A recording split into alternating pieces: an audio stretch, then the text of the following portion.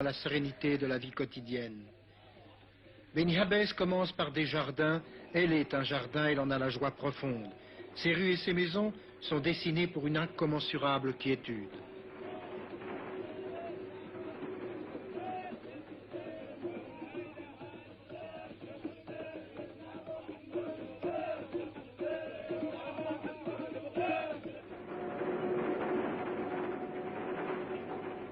Et le centre de recherche scientifique, dans ses fleurs et dans son silence studieux, n'apportera pas d'autre explication que nous ne possédions déjà. Le Sahara est vivant, étonnamment vivant. Vivant dans la blancheur éblouissante de ses murs et de ce mausolée.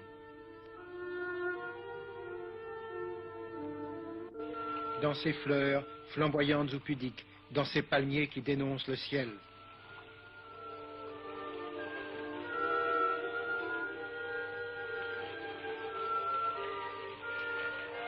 Sur ces dunes, dans l'ordonnance tranquille de ces maisons de terre.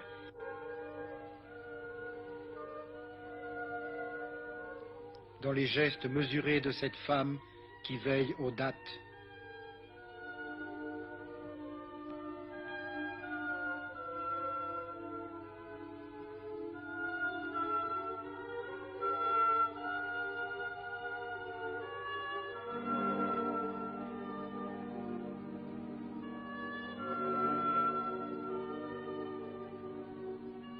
Le désert est vivant dans cette volée d'écoliers, dans ces enfants qui jouent avec le sable avant de le dompter, dans le regard immense de cette gamine, dans les gestes précis de cet artisan qui sait la vanité des gestes.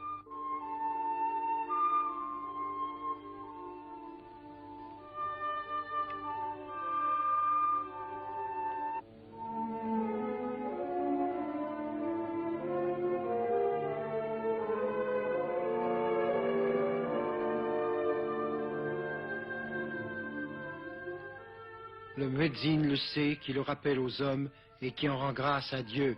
La prière est soudain un autre défi du désert, un refus du sable et du néant, un espoir paisible et chaque voyageur devient un pèlerin. Allahu Akbar. Ashhadu an la ilaha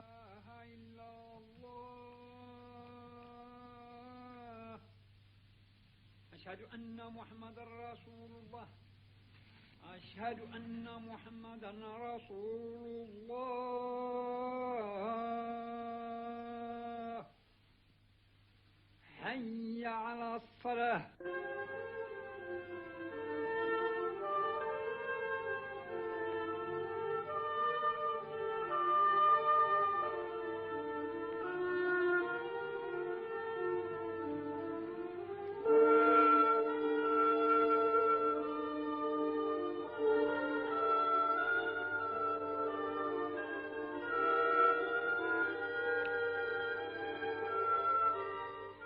Et les jardins de la Saoura, par la volonté de l'eau merveilleuse, l'eau bienfaisante, l'eau bienfaitrice, est comme la préfiguration des jardins d'outre-monde.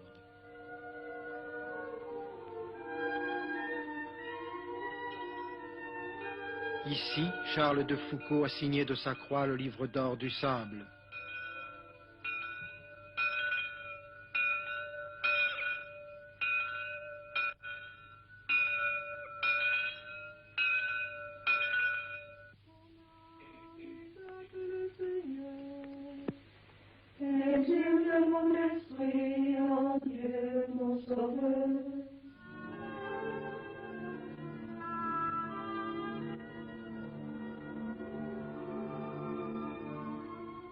La palmeraie de Beni Habbes veille sur le vieux Xar sacré, lieu saint qui se recueille sous les arbres et qui habite déjà l'éternité.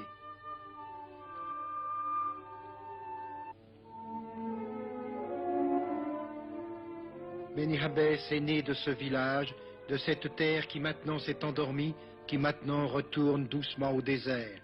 Ce village qui n'a pas résisté au temps, il y a plus de 1000 ans, dans la nuit des sables, dans la nuit des hommes.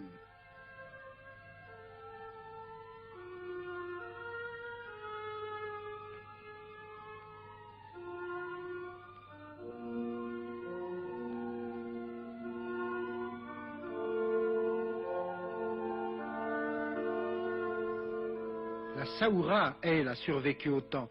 Elle se déploie en émeraude somptueuse, opulente, dans la symphonie verte de sa résurrection, abondante, généreuse, glorieuse, dans cette palmeraie en chevelure de bonheur, dans ces jardins qui vengent la terre, dans ces fruits qui sont la revanche de l'eau, sur cette palette fabuleuse où se réunissent et se fondent toutes les couleurs de l'espoir.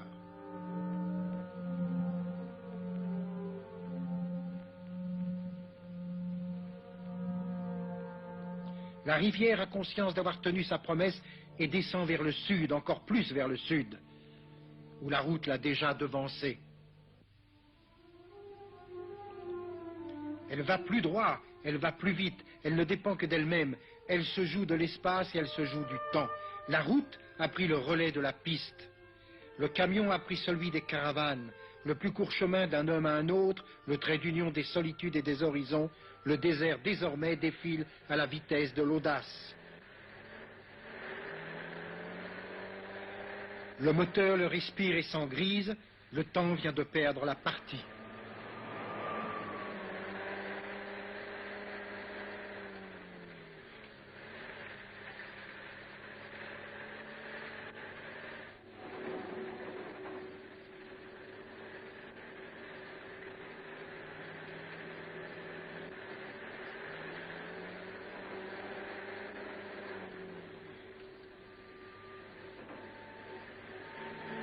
Dès lors, il ne reste plus au désert qu'à nous émouvoir dans ce monde de privilèges où les mots ne veulent plus rien dire à l'écoute du soleil et de l'eau.